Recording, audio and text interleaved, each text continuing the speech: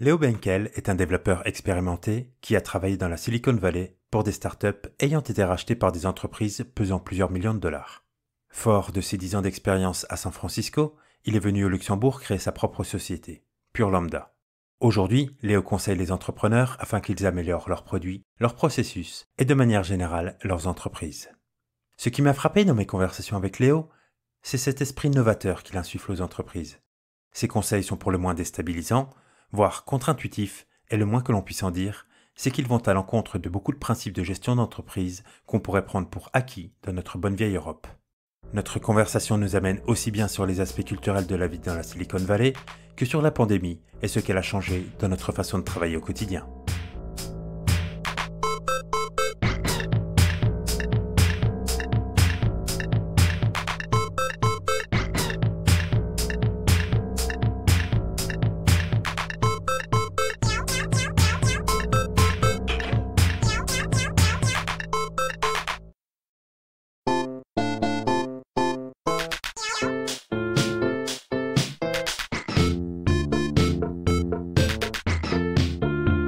Léo, bonjour, bienvenue. Salut Stéphane, comment ça va? Ça va très bien. Et toi? Ça va. Il fait beau ici au Luxembourg, donc je suis content. Si tu t'intéresses autant qu'il fait, c'est aussi parce que tu as passé une bonne partie de ta vie dans la Silicon Valley. Ouais, donc moi quand je suis arrivé ici au Luxembourg, j'ai découvert que le ciel, il y avait beaucoup de choses qui tombaient, des grêlons, de la neige, de la pluie, j'avais pas l'habitude. Commençons un peu par parler de ton parcours. Tu es français Oui. et tu as décidé à un moment de partir pour la Silicon Valley. Qu'est-ce qui a décidé ce choix? Alors c'est plutôt beaucoup de chance. Il se trouve que quelqu'un m'a présenté un fondateur d'entreprise dans la Silicon Valley et que j'étais en train de chercher mon stage de quatrième année, il me semble. Et j'ai dit ah bah ça serait une super opportunité. Alors je leur ai envoyé un email. Ils m'ont dit bon on cherche pas trop de stagiaires. Alors je les ai suppliés et ils m'ont dit bon d'accord mais si ça marche pas tu dégages après un mois. Et moi je devais faire 4 mois de stage. Et je me suis dit bon bah allez on va y aller. Hein, espérons que je doive pas refaire ma quatrième année d'école d'ingénieur juste parce qu'ils m'ont viré après un mois. Mais après 2 semaines de boulot, j'ai optimisé un de leurs algorithmes et ils m'ont dit bon tu peux rester. Bon point. Du coup, alors, t'es resté dans cette boîte. Peut-être que tu peux la citer. Alors la boîte s'appelait Framehawk et elle a été achetée par Citrix 2 ans après que je l'ai rejoint. Ok. Pas une petite acquisition du coup. Et c'était une boîte qui était spécialisée dans quoi? Alors on a créé un protocole de communication entre un client-serveur pour faire ce qu'on appelle du remote desktop.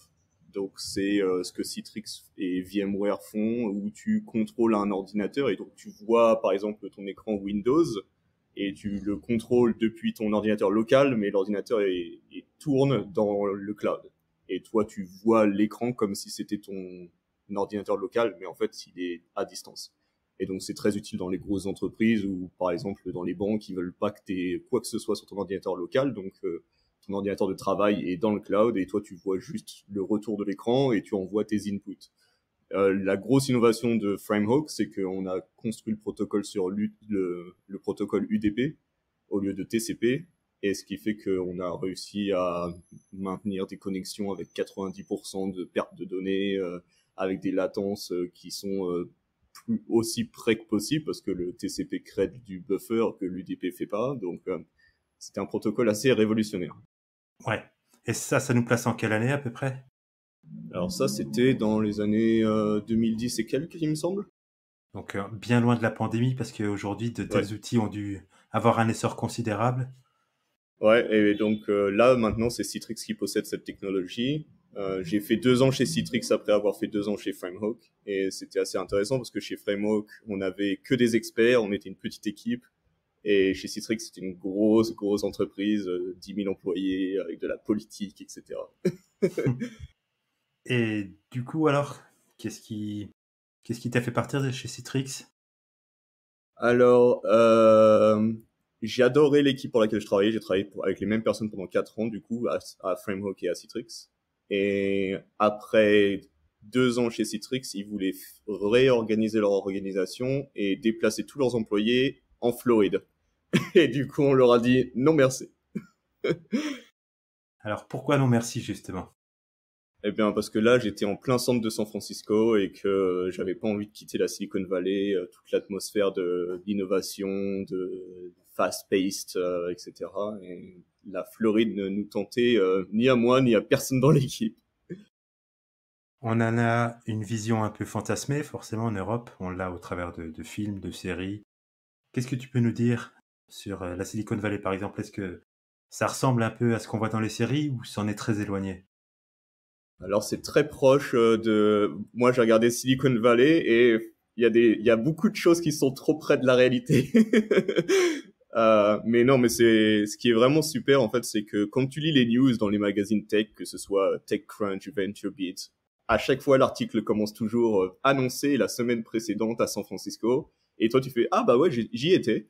Je l'ai entendu en personne, l'annonce ou la keynote, ou tu vois t'es toujours au centre des news en fait quand tu vois les journalistes qui viennent à la Dreamforce ou à la Google I.O. ou à la GDC qui filment et qui disent regardez la salle blindée et tu fais oh j'y étais ça allait et tu rencontres aussi des personnes extraordinaires. J'ai été voir Ben Horowitz en conférence, j'ai pu lui serrer la main à la fin, les gens sont très abordables. J'ai été prendre un verre avec un ami il y a des années et il m'a dit attends regarde c'est le fondateur d'Instagram et c'était avant que Facebook les achète. Moi j'avais aucune idée de qui c'était à l'époque donc on rencontre toujours des gens comme ça. J'ai été aussi dans les locaux de Dropbox. Le fondateur nous a accueillis un petit groupe de 10 pour parler de ce qu'il essayait de faire ici.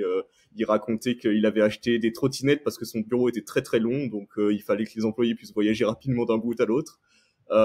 C'était il y a je sais pas 7 8 ans, donc c'était vraiment le début de Dropbox. Ils étaient une centaine d'employés. Et c'est vachement intéressant de voir toutes ces petites entreprises qui grossissent énormément et tu connais toujours quelqu'un qui travaille à Netflix, à Airbnb, à Google. C'est un milieu qui est stimulant.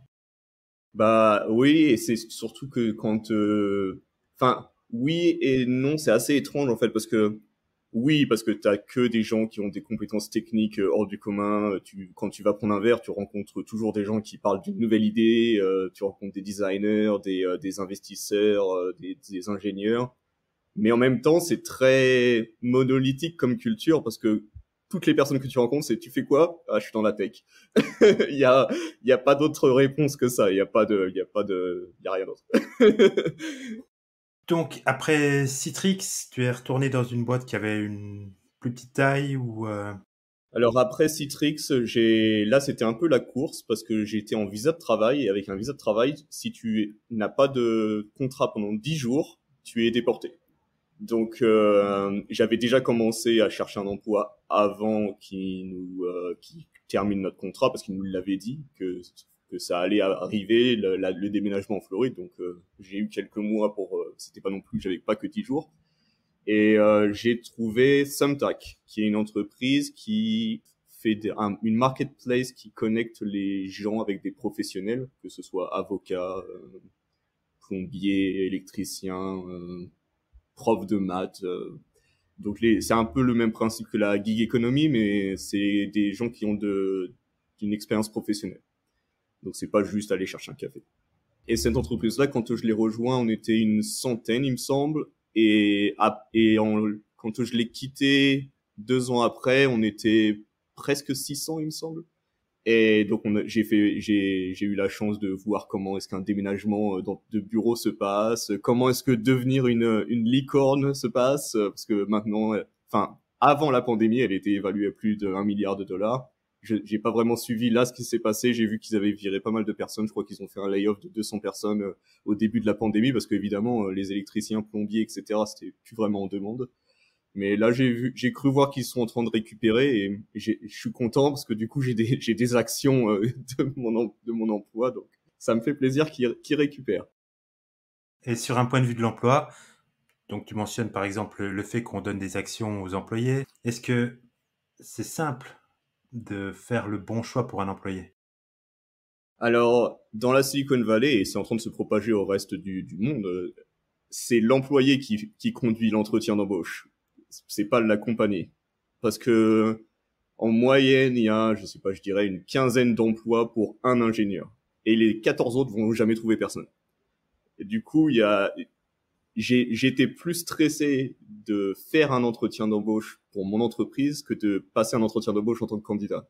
Parce qu'en tant que candidat, tu demandes ce que tu veux. Tu fais, est-ce que vous avez le petit-déj? Est-ce que vous avez le lunch? Est-ce que vous avez le dîner? Est-ce que vous avez le ping-pong? Est-ce que vous avez le travail à la maison? Est-ce qu'il y a des semaines de vacances avec l'entreprise? C'est vraiment, tu fais ton choix. Mhm. Et donc c'est intéressant de voir cette demande qui devient de plus en plus importante, à quel point la demande en emploi grossit extrêmement plus rapidement que les gens qui se forment. J'imagine. Et ces types d'emplois qui sont monnaie courante, on va dire, la Silicon Valley, aujourd'hui, c'est que des développeurs. Bah, c'est tout ce qui est product development. Donc, c'est product manager, c'est design, c'est engineer, c'est tout ce qui fait le produit. Et c'est vraiment la star de l'entreprise. Toute l'entreprise est faite pour que ces équipes-là soient le mieux possible. Et donc, la vente, le marketing, etc., c'est remplaçable. Ce qui n'est pas remplaçable, c'est l'équipe d'ingénieurs qui ont la connaissance du produit. Ça a un impact, j'imagine, sur le management.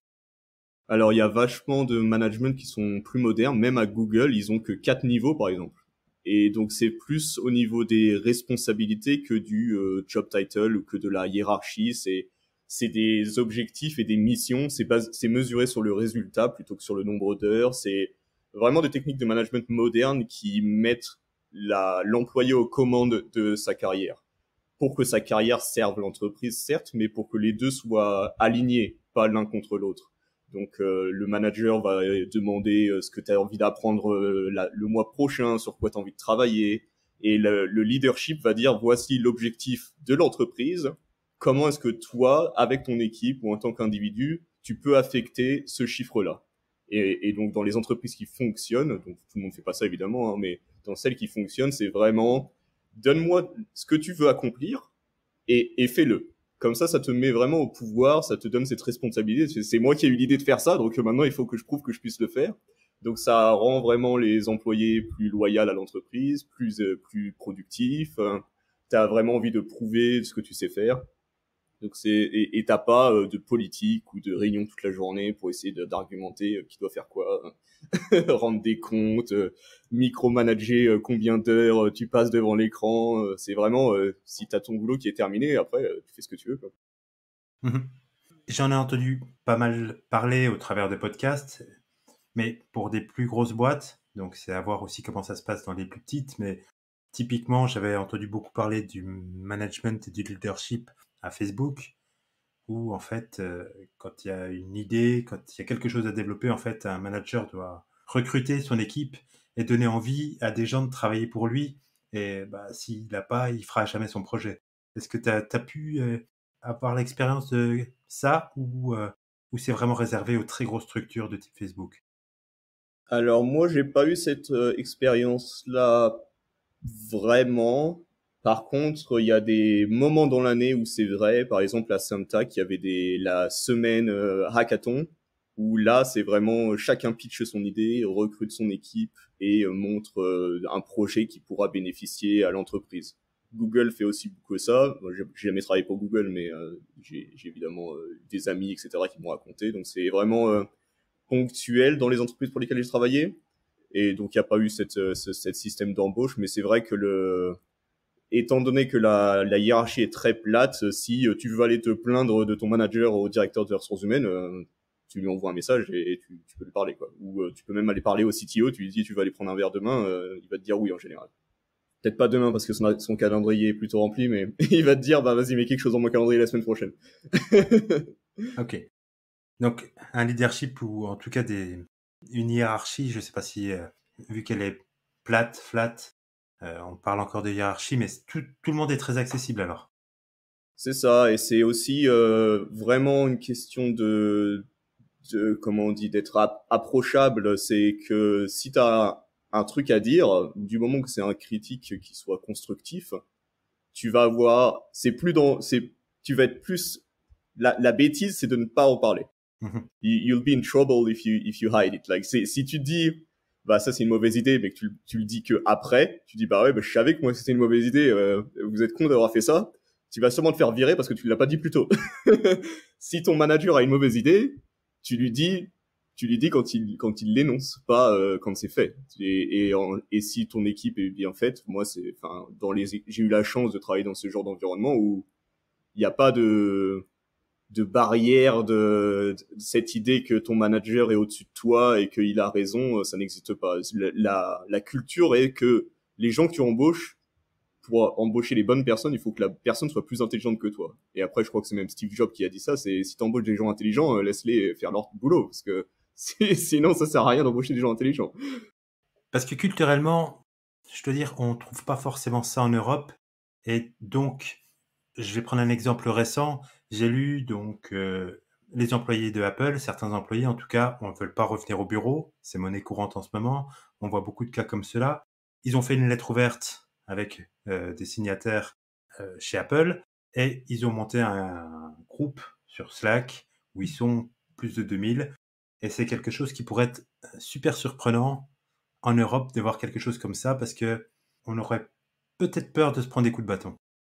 Mais c'est intéressant parce que c'est aux États-Unis, ils veulent pas de union. C'est c'est comme la CGT, c'est les groupes d'ouvriers là.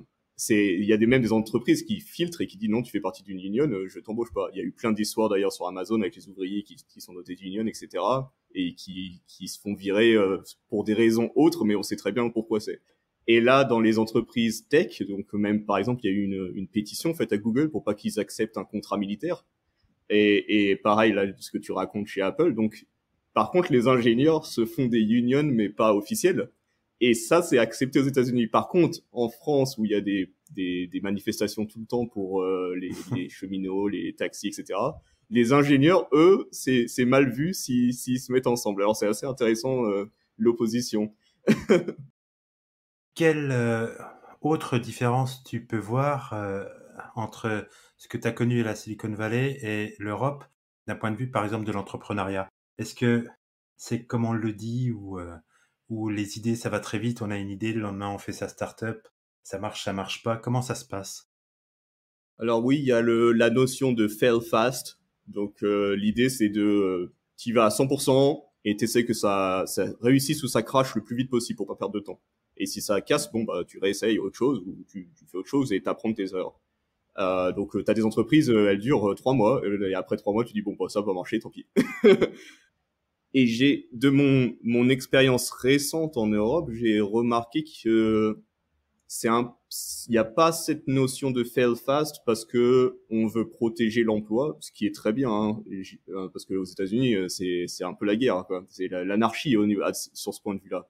Mais les effets négatifs de ce système, c'est que par exemple, il y a des entreprises qui reçoivent des bénéfices de l'État et qui les maintient en life support plus longtemps que ce qu'ils auraient survécu dans un marché libre aux États-Unis, par exemple. Mhm. Alors après, c'est pas toujours négatif, hein. Des fois, il y a des idées qui mettent un peu plus de temps à se mettre en place et ensuite ils réussissent. Mais en moyenne, ça crée une vitesse de rafraîchissement, une sélection naturelle plus lente.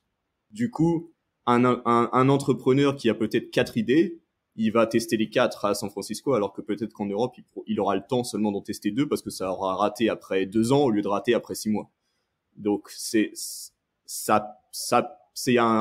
une culture différente. On n'a pas forcément en Europe la culture de l'échec et mettre en avant que on apprend plus de ses échecs des fois que de ses réussites. Ouais, exactement. Il y a you never fail. You either succeed or you learn. Mhm. Il y a pas d'échec. C'est soit tu réussis, soit t'apprends. Et aux États-Unis, les entrepreneurs qui ont raté, c'est ceux qui vont être le plus payés après, parce que ça sera les managers de génie qui savent ce qui marche pas. Alors que si t'as réussi du premier coup, ben t'as juste fait ce que tu connaissais déjà, t'as rien appris de nouveau. Alors que quand tu vois, il y a plein de meet-up de gens qui ont raté leur start-up, il y a plein de gens qui sont des consultants maintenant, qui vont dans les entreprises, ils font bah regarde, ça c'est ce que j'ai fait, ça a pas marché. Etc. Et là, moi, quand j'ai créé mon entreprise au Luxembourg, c'était assez intéressant de voir que j'ai dû signer un papier chez le notaire comme quoi j'avais jamais bankrupt. Et pour moi, c'était un petit peu un choc culturel parce que ça aurait été génial si j'avais déjà Bancorp. Ça veut dire que j'ai déjà appris de mes erreurs, déjà testé des choses. Ah, c'est assez fantastique aussi de voir cette opposition-là, elle est quand même assez forte et ça fait une grosse différence culturelle. Mais je m'interroge justement sur cette culture de l'échec parce que pour lancer sa startup, on n'y va pas les mains vides. Soit on a des fonds, des capitaux propres, soit on arrive à avoir une levée de fonds avec des VC. Donc comment un entrepreneur peut échouer, je sais pas, 4 fois de suite ou 3 fois de suite avant d'avoir le succès et continuer peut-être à lever des capitaux pour tenter des idées? Bah alors l'autre avantage, c'est qu'à San Francisco, les ingénieurs, ils sont payés entre 100 et 500 000, peut-être même 1 million par an. Du coup, tu peux te prendre un petit job part-time d'ingénieur, ça te paye 150 000 par an et t'as la moitié de ta semaine pour travailler sur ta startup. Donc dans ce cas-là, t'as pas vraiment besoin de lever de fonds au début. Et tout le process de product market fit pour arriver à un point où tu trouves des clients qui veulent payer pour la solution de ton problème, tu peux le faire presque sans argent de nos jours avec les plateformes no code, avec si t'es un ingénieur toi-même, etc. Tu peux faire un petit prototype, faire un petit peu de marketing gratuit sur LinkedIn et voir si ça marche. Et dans ce cas, et après si ça marche, c'est plus facile de lever des fonds. Et quand on parle d'échec, ça peut être un échec même avant. J'ai pas trouvé le product market fit. Je m'étais fixé 1 an pour le trouver, j'y suis pas arrivé. Voilà, j'ai arrêté. Et donc ça, c'est une expérience. C'est vraiment se fixer des objectifs et dire bon bah j'ai passé autant de temps, j'ai dépensé autant d'argent. C'est la fin de cette expérience. L'autre limite à ça aussi que je vois, c'est que, comme tu l'as dit, c'est difficile de recruter. Comment tes startups arrivent à fleurir comme ça alors que c'est si difficile de recruter? Bah alors il y a ce changement de direction récemment. Ah, je dirais il y a 20 ans, c'est les grosses entreprises qui te promettent la stabilité et tu peux travailler chez eux toute ta vie. Mais de nos jours, je trouve qu'il y a vachement plus de changements. Les gens sont plus engagés dans les problématiques du monde et ils veulent travailler pour des entreprises qui résolvent les problèmes qui les touchent. Donc d'embaucher maintenant, c'est aussi une question de marketing, de la même façon qu'on fait du marketing pour attirer des utilisateurs, on fait du marketing pour attirer des employés.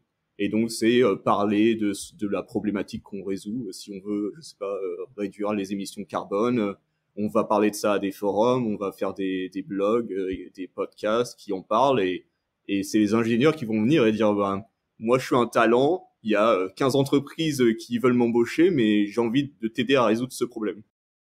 Ok. Pourtant, donc, en fin de compte, t'as quitté ce milieu. Alors, quelles sont les raisons qui ont fait que finalement tu sois pas resté là-bas? Alors pour moi, après 10 ans, j'ai vu la ville vraiment évoluer. Et c'est pendant la pandémie, il y a énormément de gens qui sont partis. Tous mes amis sont partis dans les villes voisines, Denver, Portland, Austin. Et les raisons pour ça, c'est le coût de la vie a augmenté parce que évidemment, quand la moitié de la population est payée 500 000 par an, le loyer il explose. Donc les gens se disent bah attends, maintenant que je peux travailler à distance, pourquoi est-ce que je paye 10 000 de loyer par mois pour me taper 1 heure de voyage dans le bus pour aller au bureau alors que je pourrais être à Phoenix où le loyer c'est 500 $ et faire le même travail. Donc il y a énormément de gens qui sont partis pour cette raison. Après, il y a des raisons de climat pour lesquelles moi je suis parti. Les incendies chaque année sont devenus de pire en pire. Là, je sais pas si tu as vu les infos, il y a le Californie qui a perdu 60 quintillions de litres d'eau, je sais plus les chiffres, c'était impressionnant. T'as les rivières qui sont asséchées, ils ont dû transporter les saumons en train, en citerne, parce qu'il y a eu les rivières, il y a eu plus d'eau. Et du coup, cette année, les incendies vont être encore pires que l'année précédente. Et déjà l'année précédente, il a plu des cendres pendant 3 jours. Donc moi, au moment de la pandémie, quand elle a commencé, j'avais déjà des masques P100, etc., les N97, parce que je les avais pour les cendres. Ouais. Donc j'étais déjà équipé. Au-delà de ça, il y a aussi la montée des eaux, il y a les tremblements de terre, et après, sur un contexte plus large aux États-Unis, il y avait évidemment la politique de Trump, il y avait la polarisation des gens, où maintenant il y a plus de centre, où tout le monde est dans les extrêmes, la brutalité policière, les shootings dans les écoles. J'ai aussi un diabète de type 1 et il y a pas d'assurance santé aux États-Unis, donc si jamais tu te fais virer pour une raison ou une autre, ben moi je serais mort parce que j'ai plus d'insuline. Donc j'avais tous ces stress qui étaient dans le fond de ma tête tout le temps. Moi j'ai jamais vraiment eu de problème, hein, à part quand il pleuvait des cendres, j'avais des genres d'allergies dans les sinus, mais bon, ça allait. Mais bon, moi j'ai mon background, c'est vraiment dans tout ce qui est data engineering, etc. Donc je suis quelqu'un qui suit les données. Et quand je vois que d'année en année c'est de pire en pire, je me suis dit qu'à un moment ou un autre ça allait vraiment être pire. Et donc je me suis dit qu'il fallait que je rentre ou que je quitte les États-Unis. Ma famille est en France, donc les raisons pour lesquelles je suis retourné en Europe, c'est évidemment pour être plus près que ma famille. Après, j'ai regardé un peu les pays pour lesquels je pouvais aller. Donc, j'ai regardé la Suisse au début parce que j'avais vraiment envie dans un endroit plus calme où il y a plus d'attentats, plus d'attaques à main armée.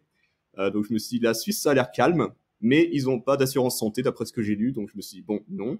Après, j'ai regardé les Pays-Bas et le Danemark parce qu'ils sont toujours en tête des pays les plus heureux. Alors, je me suis dit, ça peut être cool. Mais après, je me suis dit, mais attends, ils sont quand même près de l'eau. Et avec la montée de l'eau, j'ai pas envie de me retrouver dans un autre cataclysme climatique. J'avais regardé la France et au moment où j'étais en train de regarder, il y a la personne qui s'est fait égorger par un extrémiste, un professeur. Il y a des grèves incessantes. Et je me suis dit, bon, j'ai pas trop envie de me retrouver dans un autre contexte politique comme ça. Et après, j'ai vu le Luxembourg. Je me suis dit, tiens, j'en entends jamais parler. Ça a l'air mignon, ce petit pays. Et j'ai regardé. Et après, je me suis rappelé que j'en avais entendu parler, notamment dans le contexte du minage d'astéroïdes. C'est eux qui ont lancé les premières entreprises pour construire des satellites. Ils ont un ministre dédié à l'innovation. Je me suis dit, ça a l'air bien. Et il y a aussi le fait que je voulais créer mon entreprise. Et du coup, je voulais être dans un endroit qui ne me verrouillerait pas dans un marché local. Et au Luxembourg, il y a le Parlement européen, ça, tout le monde parle 4, 5, 6 langues, c'est très proche de tous les tech hubs, Berlin, Amsterdam, Bruxelles, Paris. Donc je me suis dit que c'était une bonne position pour baser une entreprise. Ok, alors c'est beaucoup de choix personnels, mais j'imaginais aussi que d'une certaine manière, au niveau de la Silicon Valley, il y avait l'âge qui pouvait jouer. Peut-être qu'il y a un temps à faire à la Silicon Valley avant de décider de partir ailleurs. Ça pourrait être 10 ans, ça pourrait être 20 ans, j'en sais rien. Est-ce que c'est une tendance que tu partages avec d'autres, de dire la Silicon Valley maintenant, c'est... Pas tant que ça, hein, parce que tu serais surpris, mais à San Francisco et dans la Californie, c'est assez intéressant de voir comment les gens se comportent quand ils commencent à, je sais pas, le mot c'est vieillir, mais ça sonne pas bien, c'est quand ils prennent de l'âge, je sais pas, quand ils passent leurs années. Mais en France, on se dit tout de suite, bon, bah, je peux plus faire ça parce que maintenant j'ai 40 ans. Ou en Europe, c'est très, bon, bah, je rentre dans cette case parce que maintenant j'ai 40 ans, maintenant j'ai 50 ans, maintenant j'ai 60 ans. C'est cette case-là dans laquelle je suis. Alors qu'en Californie, t'as des gens qui ont 50 ans qui vont faire du surf avant d'aller au travail. Ils vont en boîte de nuit et ils font la fête toute la nuit. Après, ils fument de la weed le soir avec leurs collègues. Il n'y a pas vraiment cette notion d'âge. T'as l'impression que les gens ne vieillissent pas aux États-Unis, enfin en Californie. C'est tout le monde a 20 ans. Alors pour moi qui viens de France, je commençais à me sentir vieux. Les gueules de bois qui durent 3 jours, je me suis dit je peux pas continuer comme ça. Mais tous les gens la plupart des gens que je connais à San Francisco, peu importe leur âge, ils vont faire la fête. Quand tu vas dans une boîte de nuit, t'as des gens qui vont de 21 à 60 ans qui dansent sur le dance floor. Et donc c'est vraiment personnel. Il y a des gens qui adorent cet esprit vivant, hippie, flower power, tout est possible, et qui veulent ça pour le reste de leur vie. Mais moi, j'avais vraiment envie de me retrouver dans un endroit un peu moins excitant, plus calme. Et du coup, là, Luxembourg, c'est très bien. Les news, c'est seulement les embouteillages de la veille, et ça me convient parfaitement. En effet. Et donc, tu es venu ici et tu as créé ta boîte. Ouais. Est-ce que tu peux nous en parler justement un peu?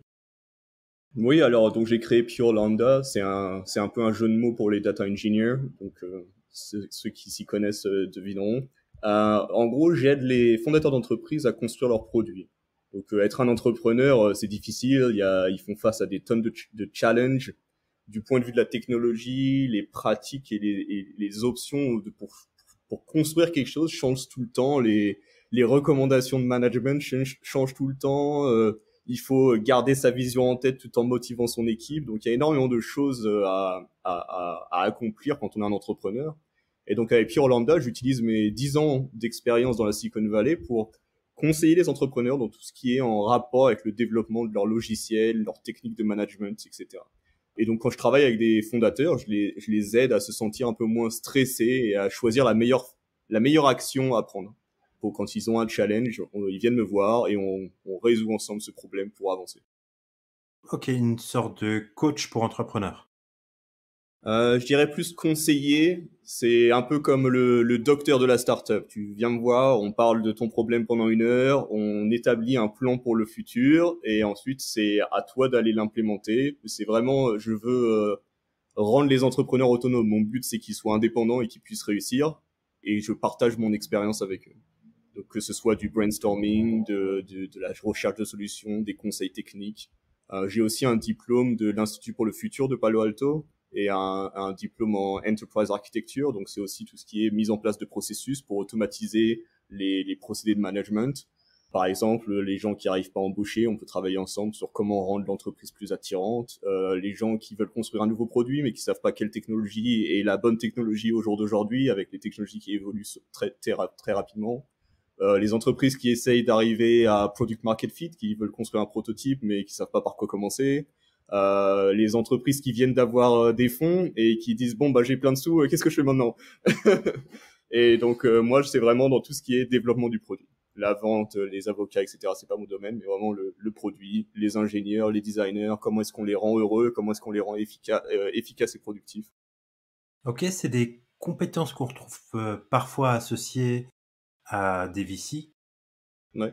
Et donc je travaille aussi avec les fonds d'investissement, donc je les aide à faire du management de risque. Donc quand quelqu'un vient pitcher leurs idées et qui disent on a une intelligence artificielle qui fait le café, je peux aller lire le code et dire au fonds d'investissement faites attention parce que c'est pas tout à fait vrai. Et aussi quand le fonds a ce portfolio d'entreprises, leur but c'est qu'elles soient toutes le plus successful possible, et donc je peux aller voir celles qui le sont moins et essayer de voir quel est le problème qui les bloque au jour d'aujourd'hui et les débloquer. Donc je travaille beaucoup avec les fonds d'investissement aussi, avec tout ce qui est accélérateur, incubateur. Je travaille notamment avec Founder Institute, avec Loyal VC, avec l'Université du Luxembourg dans le programme d'entrepreneurs et d'innovation. J'avais entendu parler de ça, par exemple, pour Google Venture, qui a sorti un livre sur leur méthodologie sprint. Ouais. Où là, c'était comment décider d'une idée et comment la mettre en œuvre en très peu de temps pour voir si elle était bonne ou achetée.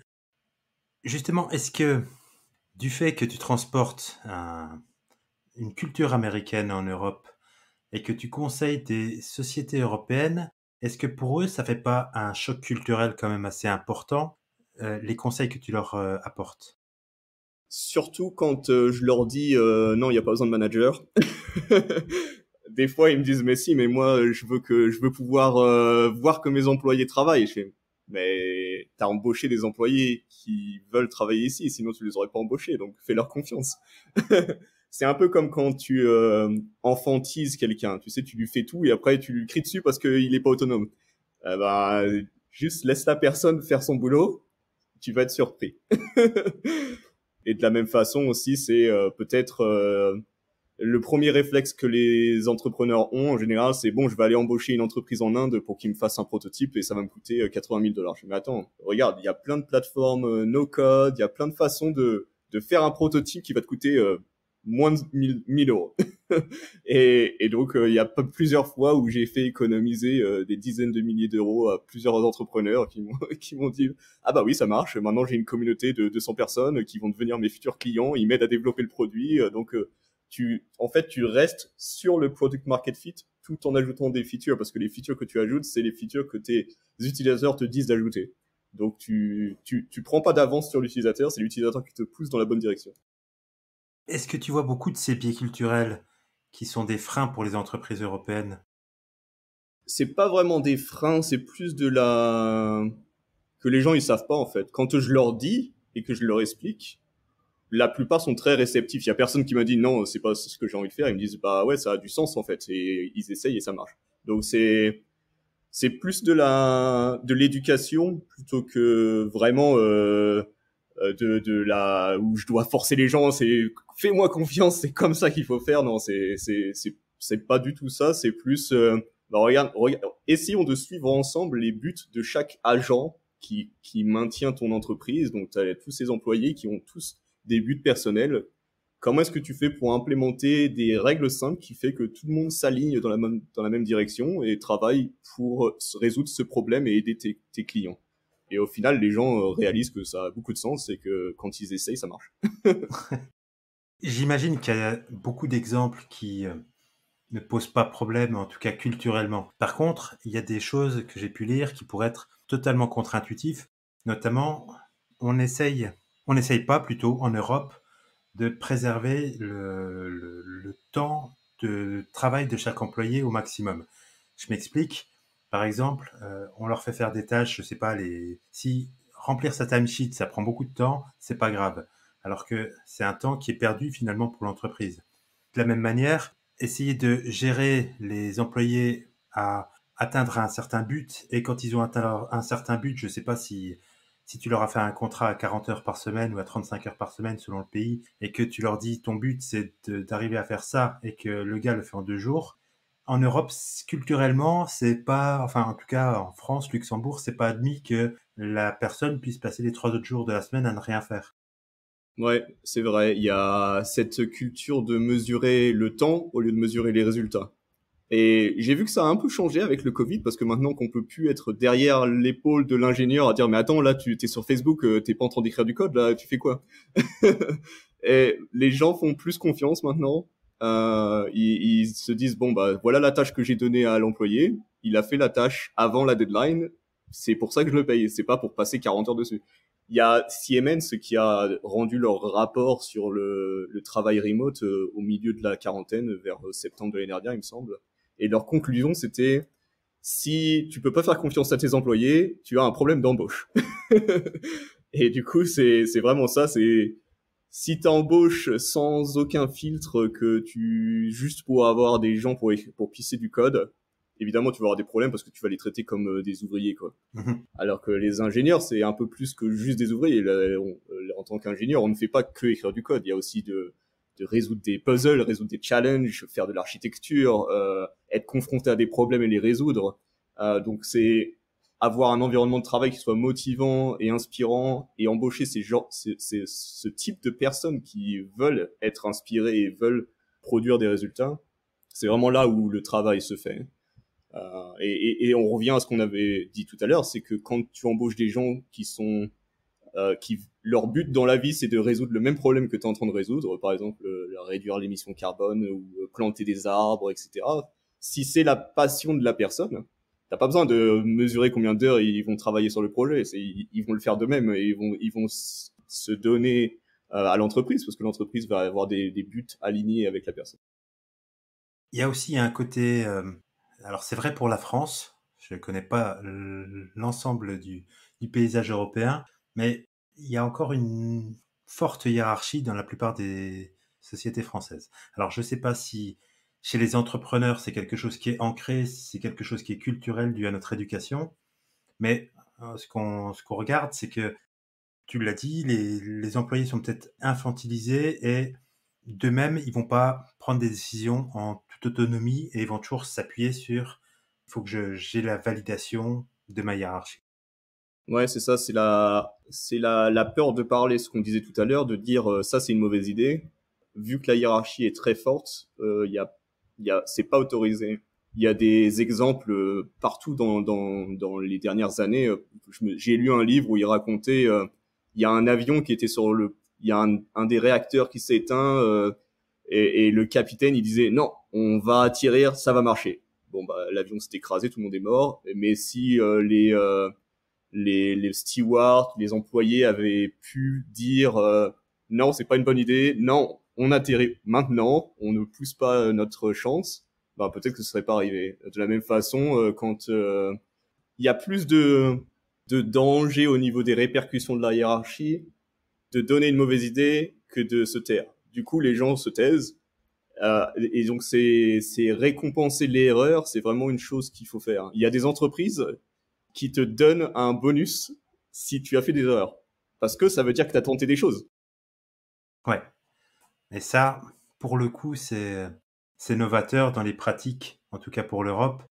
Je ne sais pas si c'est encore très répandu. Pour filtrer aussi les employés, il y a Zappos, il me semble, la compagnie de chaussures là. Et ils ont une politique d'embauche pour améliorer leurs employés. Comme je disais tout à l'heure, le problème c'est à l'embauche. Si tu pars pendant le premier mois, ils te donnent $4 000. Du coup, les seuls gens qui restent, c'est ceux qui ont dit non, non, je préfère travailler ici plutôt que d'avoir $4 000 maintenant. Mhm. Et du coup, t'as beaucoup plus de... Et soit c'est une règle toute simple. C'est tout qu'on va faire. Et du coup, ils ont des ingénieurs qui sont motivés à travailler pour eux. Ouais, mais c'est totalement contre-intuitif de base. Tout le monde dit ah ouais, mais alors dans ce cas autant postuler chez eux et je repars avec 4000. Donc c'est vrai que enfin ça coule pas de source de se dire que les employés vont rester. Alors, ce qui est intéressant là, c'est que parce qu'il y a cette règle-là, évidemment, leur but, c'est de pas perdre d'argent. Du coup, ça pousse l'équipe de recrutement à être très, très, très pointue, parce que s'ils ratent, ils perdent $4 000. Du coup, non seulement ça permet de filtrer et de renvoyer les gens qui ne sont pas bons pour l'entreprise, mais ça permet à l'équipe d'embauche d'être encore plus performante parce qu'ils veulent pas perdre d'argent. Du coup, je crois qu'il y a que 2% des gens qui prennent cette offre. Donc ça veut dire que l'équipe de recrutement est vraiment au point, ils ont vraiment huilé leur système de filtration pour qu'il y ait que les gens qui veulent travailler ici qui soient acceptés. Ouais. Alors on a évoqué la pandémie et la pandémie ça a été un gros accélérateur culturel, en tout cas d'évolution culturelle. Au début de la pandémie, tout le monde disait vivement qu'on retourne au bureau et à la fin de la pandémie, tout le monde dit je reste à la maison. Donc c'est une tendance qui se serait peut-être faite sur 10-15 ans et finalement là en 1 an et demi, il y a eu un énorme changement de la part des gens et de leur comportement et peut-être de la vision qu'ils avaient de leur emploi.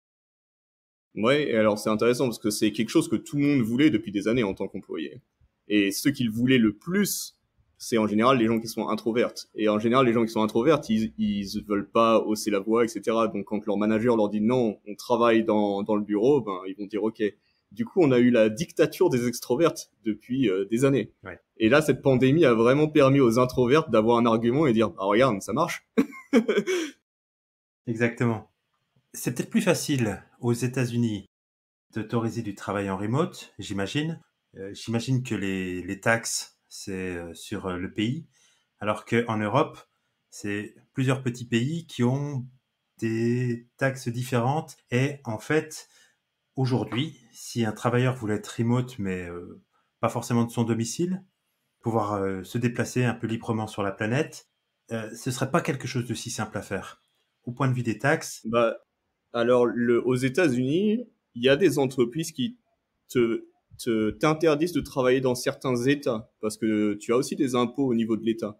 Et donc, par exemple, il y a certaines entreprises qui vont dire non, tu peux pas travailler, je sais pas, dans l'État de l'Ohio parce qu'on n'a pas de bureau là-bas et on n'a pas envie de remplir des papiers d'impôts juste pour toi dans cet État. Et du coup, ils vont te dire, voilà, ça c'est la liste des États dans lesquels on est basé et tu peux travailler dans l'un de ceux-là. Après, enfin, c'est des entreprises qui existaient déjà, mais qui sont vraiment devenues plus importantes pendant la pandémie. Il y a des entreprises de HR, un peu comme ADP, ou ce genre de plateforme de management qui maintient le statut de tous tes employés. Il y en a maintenant qui sont devenus populaires, qui maintiennent tes employés au niveau international. Et donc, ils s'occupent de toute la légalité, des impôts, etc., dans chaque pays où se trouve ton employé. Et toi, du coup, t'es vraiment, tout ça, c'est c'est abstract, comment on dit en français. Et donc, tout le procès, toute la complexité d'avoir une force internationale est complètement retirée de la complexité. Et j'ai lu un article récemment, il y a des entreprises maintenant qui ont pas d'employés, pas de meeting, en fait, ils ont que des mercenaires qui payent à l'heure et ils construisent leur logiciel comme un logiciel open source. Donc, il y a des problèmes à résoudre. La personne, elle dit, bah, je m'occupe de celui-là la semaine prochaine. Hop, la personne résout le truc. Une fois que le code est mergé, la personne dit, j'ai travaillé 10 heures là-dessus, voilà. Et donc, il n'y a pas d'employés, c'est que des freelances. Et ils veulent promouvoir la liberté plutôt que être 100% focus. On est une famille, tu vas jamais quitter l'entreprise. C'est vraiment à tel point que tu ne peux pas travailler. Non, tu peux travailler plus de 20 heures, mais si tu travailles plus de 20 heures par semaine, ils divisent par 2 ton tarif horaire. Donc c'est vraiment, ils veulent que ce boulot-là soit un boulot de côté pendant que tu fais autre chose. Et leur entreprise, elle marche. Ils ont un objectif, c'est de satisfaire leurs clients. Et ensuite, n'importe quoi que tu peux suggérer ou faire pour servir cet objectif, tu le fais. Et tu dis, voilà, j'ai travaillé 10 heures sur ça, et ça a augmenté le chiffre de 0,1%. Et voilà. Et si la semaine prochaine, t'as pas envie de travailler, tu travailles pas. Si la semaine prochaine, t'as envie de travailler un peu plus, tu travailles un peu plus. Mais d'une certaine manière, ça ressemble un peu à de l'ubérisation. Ouais, c'est ça, c'est la gig economy des ingénieurs, quoi. Ouais. Et ça marche parce qu'au final, depuis toujours, les ingénieurs, enfin pas depuis toujours, mais depuis des années, les gens travaillent sur des projets open source. Moi, par exemple, je maintiens 3 librairies open source, il y a une liste de problèmes. Si jamais il y a quelqu'un qui vient et qui m'envoie un pull request pour fusionner du code qui résout ce problème-là, je vais juste regarder la qualité du code et dire oui, et voilà, je ne connais pas la personne, le problème a été résolu, je suis content. Et c'est possible d'avoir une entreprise qui fonctionne que comme ça. Il y a des gens qui le font. Et pour l'employé, ça veut dire pas faire partie d'une entreprise, mais de choisir en fait les projets, le ou les projets sur lesquels ils veulent s'investir. Ouais, et donc tu peux avoir 3, 4 contrats en parallèle, peu importe, du moment que... Et après, c'est... L'entreprise, elle va jamais être bloquée par toi, parce qu'ils ont, je sais pas, 2000 employés qui viennent et qui rentrent à tout le temps, et donc si tu travailles pas pour cette entreprise et tu travailles pour une autre, bon bah voilà. C'est surprenant. Mais si je reviens sur le travail remote Ouais. et ton choix d'être au Luxembourg où finalement il n'y a pas beaucoup de travailleurs locaux et il y a énormément de frontaliers qui viennent travailler, du coup le système de taxes et de travail en remote peut être une problématique pour un employeur. Si un employeur vient vers toi en disant j'ai mon idée de projet, le projet est beau, tu vois qu'il a des chances d'être successful, mais qu'il veut embaucher des talents et que ces talents-là disent seulement si on travaille en remote. Comment tu arrives à adresser ce problème-là?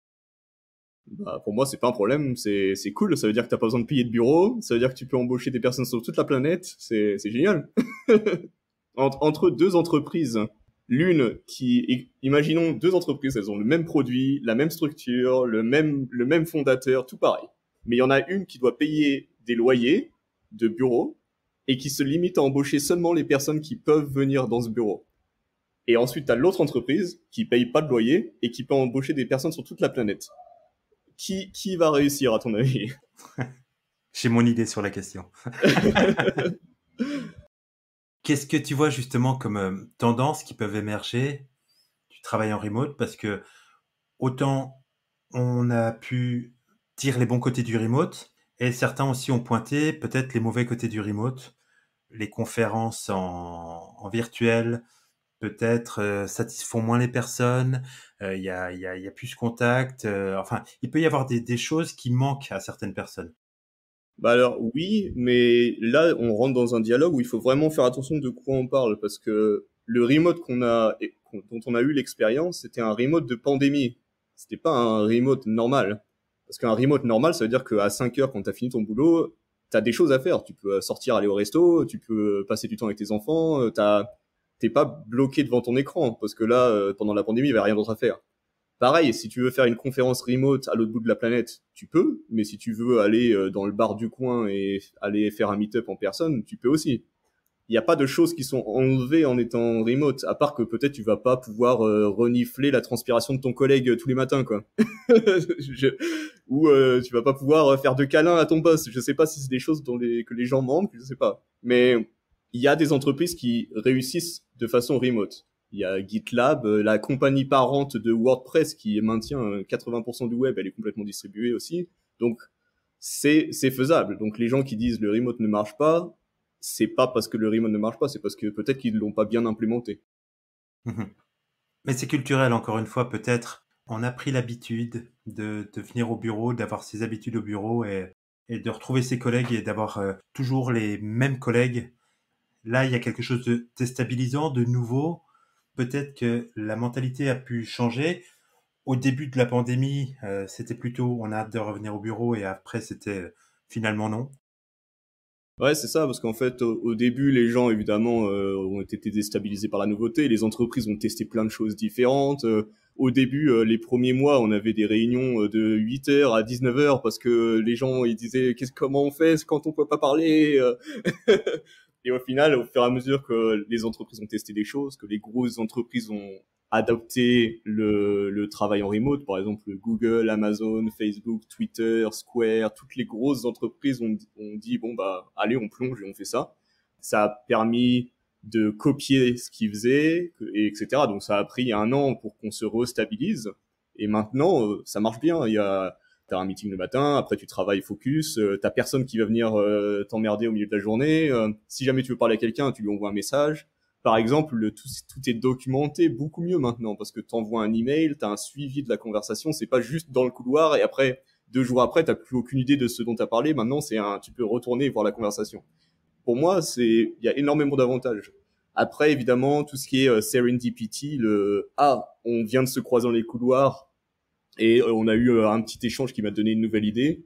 Bon, alors ça va un peu être, ça c'est perdu, mais il y a des moyens de le reconstruire. Il y a plein d'entreprises qui ont commencé à lancer des logiciels où tu es dans un espèce de bureau virtuel avec un avatar et tu entends les conversations quand les gens passent à côté de toi. Donc il y a moyen de recréer ça.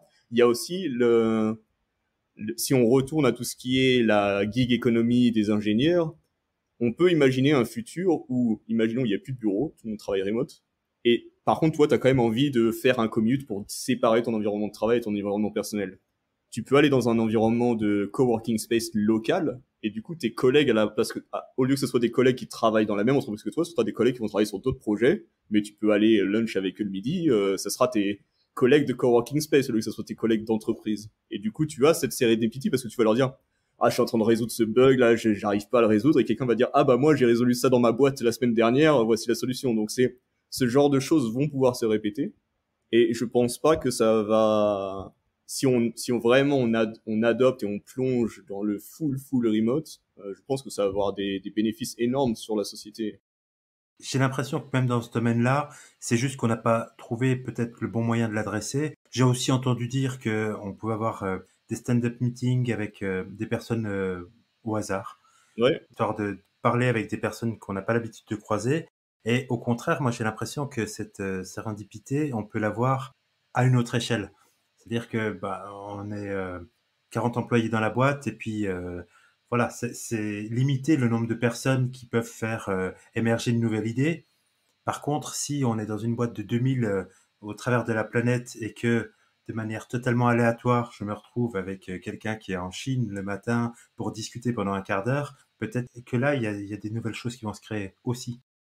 Ouais, j'ai vu pas mal de plugins sur Slack par exemple qui font des paires aléatoires ou des trios ou des groupes de 4, et c'est vraiment super cool parce que du coup moi ça m'est arrivé de parler avec des gens quand à mon emploi précédent, juste avant la pandémie là, ils avaient implémenté ça au milieu de la pandémie, et du coup tu parles avec quelqu'un dans le département de la vente que t'aurais jamais rencontré autrement, et du coup tu as leur expérience, donc ils te disent des choses que les clients leur ont dit. Et après, toi, quand tu retournes avec ton équipe, tu fais, mais attendez, j'ai entendu dire que il y avait ce truc-là qu'on a implémenté, il y a un bug énorme, personne ne nous l'a dit, ou les gens ont eu une super idée, allez, on pourrait faire ça. Donc, c'est possible de recréer cette culture d'innovation.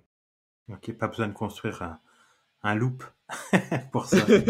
Ouais. Il y a une autre chose sur lequel cet aspect remote, il m'a l'air moins bien embrassé en Europe qu'aux États-Unis. J'ai entendu dire que il y a des boîtes qui, très rapidement, en fait, voyant la pandémie durer, ont rendu leurs locaux très vite. Comme ça, on paye plus les locaux et on dit, bah, on passe en remote. J'ai l'impression qu'en Europe, c'est pas quelque chose qui s'est fait. La réactivité était peut-être pas la même et on a beaucoup plus gardé un bureau qu'on a payé avec pas d'employés dedans. Ouais, bah par exemple, à San Francisco, il y a Pinterest, ils ont cassé leur bail, ça leur a coûté quoi, 98 millions, il me semble. Et je crois pas qu'ils soient retournés dans des bureaux, donc ils sont full remote maintenant. C'est aussi la prise de risque, est-ce qu'on y va le tout pour le tout et on voit ce que ça donne. Franchement, t'imagines s'il y avait plus de bureaux, on pourrait faire des choses géniales dans ces quartiers-là. Ouais. Clairement, et surtout, les bureaux ont toujours favorisé une concentration humaine qui est peut-être pas nécessaire et qui est peut-être même pas souhaitable. Bah, qui est peut-être dangereuse aussi niveau pandémie. À mon avis, on va en avoir plus d'une avant la fin de notre génération. Ouais.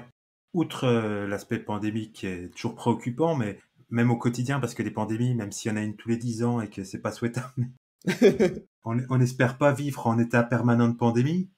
Par contre, tu avais mentionné pas mal d'autres aspects justement qui t'ont fait quitter San Francisco, qui sont pas liés à la pandémie, mais l'insécurité, les violences policières, choses qui ne se retrouveraient pas avec des populations. Tu as parlé des pays nordiques où le nombre d'habitants au mètre carré est, est dérisoire. Et généralement, c'est vrai qu'on n'entend pas les mêmes choses venant de ces pays-là en termes de violence policière, en termes d'agression, que dans les endroits très peuplés. Bah, c'est sûr que plus c'est la loi des grands nombres, c'est comme si c'est un champ quantique avec plein d'opportunités. Plus c'est dense, plus il y a de choses qui se passent, quoi. Donc évidemment, il y a des choses négatives qui vont se passer. Bah, après, il y a des avantages aussi à avoir des concentrations de population. Par exemple, tu peux avoir un théâtre, tu peux pas construire un théâtre dans chaque quartier, tu en as un pour le centre-ville. Mais c'est vrai que il y a aussi le fait au niveau de la place. T'imagines si, parce que là, pour chaque individu, tu dois construire deux bâtiments presque. Un pour qu'il se loge et un pour qu'il travaille. Si t'enlèves ce logement pour qu'il travaille, ça veut dire que tu peux loger 2 fois plus de personnes. Mhm. Dans cette culture du remote qui est en train de prendre place dans le domaine de l'entreprise, je pense il y a pas mal de tendances qui vont arriver. Aujourd'hui, tu viens avec ta culture de la Silicon Valley pour aider les entreprises. Comment est-ce que toi, tu vas faire dans l'avenir où justement tu seras peut-être plus éloigné des innovations culturelles, des innovations entrepreneuriales pour rester la personne auquel les sociétés vont faire appel pour les aider à pérenniser un business. Bah justement, maintenant, ce qui est bien, c'est que tout est remote. Donc, par exemple, la semaine dernière, j'ai été à un meet-up qui se passait à San Francisco et j'ai fait ça de chez moi. Donc, c'est possible de rester in touch avec les nouveautés. Il y a plein de conférences. J'ai été à la Dev Week. Là, je vais être le speaker à une conférence la semaine prochaine.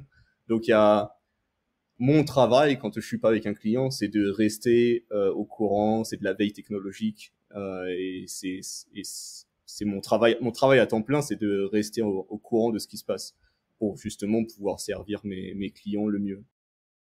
Chose qui n'est pas non plus évident. Alors comment tu fais justement pour faire cette veille technologique et te tenir au courant des tendances et des choses qui pourraient être bonnes ou mauvaises dans ce secteur? Bah, je passe beaucoup de temps sur mon ordinateur.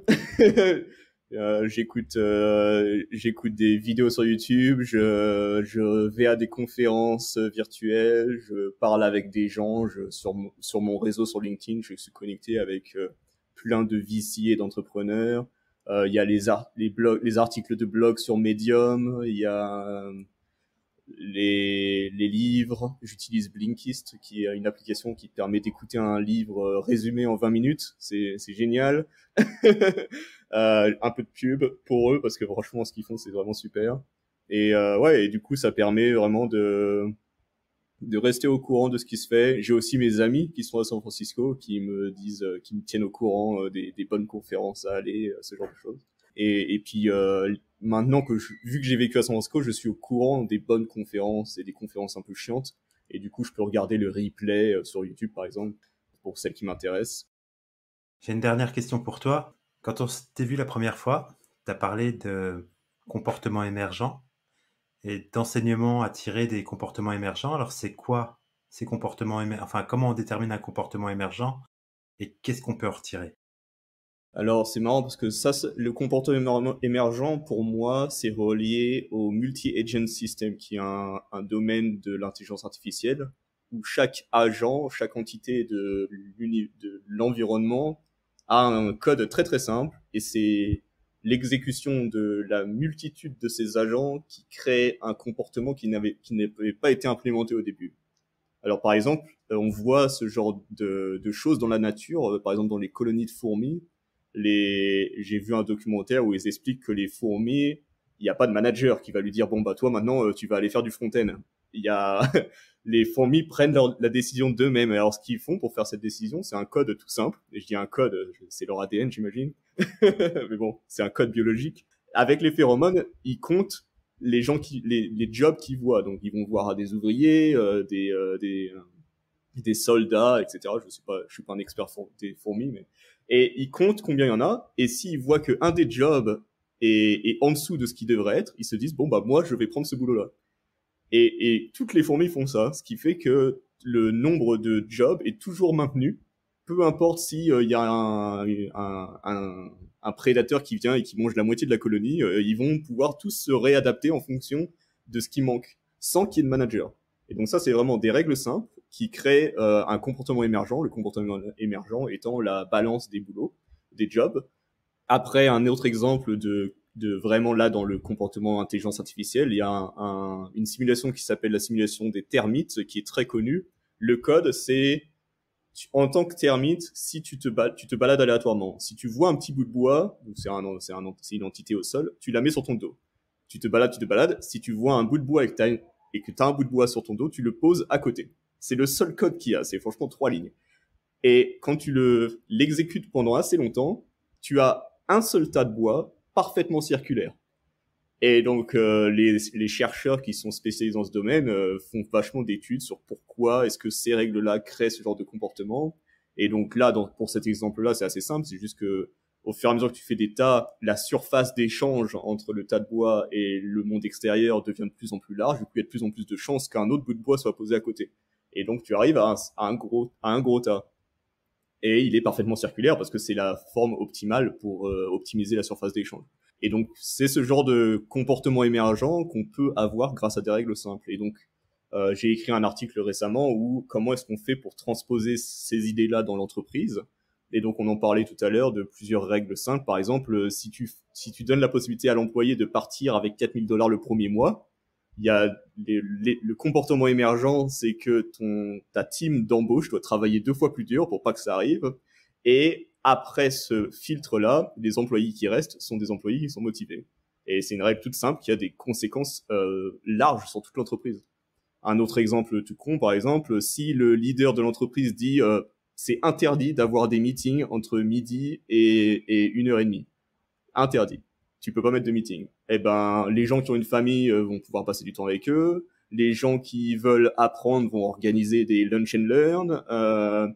Les gens vont avoir du temps pour se reposer. Ils vont avoir du temps pour peut-être finir leur boulot dans la dernière demi-heure après avoir mangé. Et pareil, règle toute simple qui a des conséquences sur toute l'entreprise.